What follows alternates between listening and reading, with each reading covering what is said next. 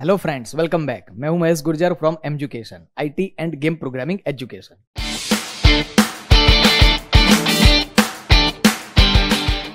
चलिए, ये कंसेप्ट में क्या समझना है, कंस्ट्रक्टर ओवरलोडिंग।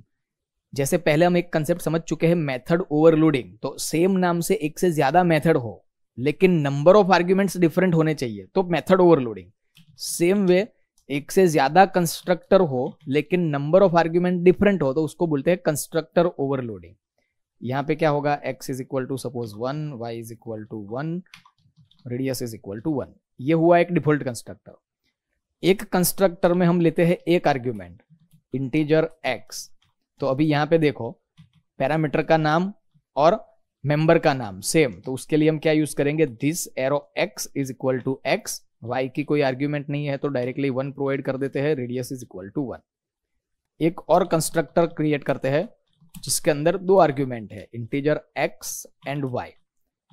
तो यहां पे क्या करेंगे, this arrow x is equal to x, this arrow y is equal to y। Radius नहीं है तो radius is equal to 1 provide कर देते हैं। एक और कंस्ट्रक्टर क्रिएट करते हैं, circle integer x, integer y, integer radius. This arrow x is equal to x, this arrow y is equal to y, this arrow radius is equal to radius। तो अब हमारे प्रोग्राम के अंदर चार अलग अलग कंस्ट्रक्टर है। मीनिंग क्या हुआ, चार अलग अलग वेराइटी में हम ऑब्जेक्ट क्रिएट कर सकते हैं। तो जितने पैरामीटर हमने पास किए हैं उसके मैचिंग वाला कंस्ट्रक्टर कॉल हो जाएगा। ठीक है, तो यहां पे हम कितने तरीके से ऑब्जेक्ट क्रिएट कर सकते हैं। सपोज ये कर सकते हैं सर्कल C1, ये डिफॉल्ट, इसमें कोई हमने पैरामीटर पास नहीं किया तो ये सेंटेंस के लिए डिफॉल्ट कंस्ट्रक्टर कॉल होगा। एक ऑब्जेक्ट हम इस तरीके से क्रिएट कर सकते हैं, एक आर्ग्यूमेंट वाला कंस्ट्रक्टर कॉल होगा सर्कल C3 30 30, तो दो आर्ग्यूमेंट वाला कंस्ट्रक्टर कॉल होगा C4 40 40 40। तो एक से ज्यादा कंस्ट्रक्टर होते हैं तो उसको हम बोलते हैं कंस्ट्रक्टर ओवरलोडिंग। तो हमारे टास्क के ऊपर या तो हमारे प्रोग्राम के ऊपर डिपेंड करता है कि हमारी रिक्वायरमेंट क्या है, कितने तरीके से हम ऑब्जेक्ट को कंस्ट्रक्ट करना चाहते हैं, इतने कंस्ट्रक्टर हमारे प्रोग्राम के अंदर होने चाहिए। तो चलिए प्रैक्टिकल करते हैं। Start, file menu, DOS shell, mount D drive, exit, new, constructor overloading has include iostream.h, has include conio.h, void main, void curly bracket start stop, clear screen, get ch, save the drive courses C++, and constructor 4,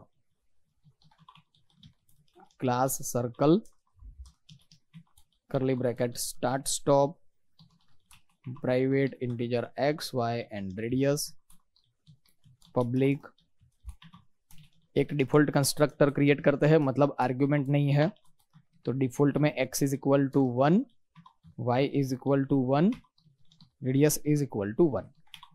एक constructor में एक parameter provide करते हैं और उसका नाम x, तो member का नाम और पैरामीटर का नाम सेम है तो डिफरेंशिएट करने के लिए this keyword arrow x is equal to x, y by default दे देते हैं 1, रेडियस इज इक्वल टू 1। एक कंस्ट्रक्टर में दो पैरामीटर पास करते हैं, इंटीजर x एंड y। तो this arrow x is equal to x, this arrow y is equal to y। Radius नहीं है तो रेडियस को बाई डिफॉल्ट दे देते हैं 1। एक और कंस्ट्रक्टर क्रिएट करते हैं, integer x y and radius.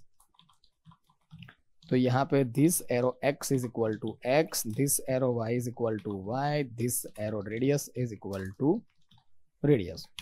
Display के लिए void display data void curly bracket start stop, cout x is equal to x, y is equal to y slash t, radius is equal to radius, endl save. अब देखो यहाँ पे हमारे पास चार variety में constructor है तो चार वेराइटी से हम ऑब्जेक्ट क्रिएट कर सकते हैं। C1 इसको डिस्प्ले करा देते हैं, C1 dot display data save control F9 तो 111। अब एक और ऑब्जेक्ट क्रिएट करते हैं कॉमा करके C2, उसके अंदर एक आर्ग्यूमेंट प्रोवाइड करते हैं।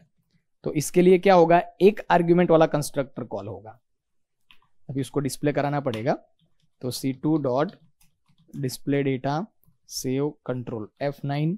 तो देखिए x is equal to 20, y radius नहीं है तो बाय डिफॉल्ट हमने 1 प्रोवाइड किया है।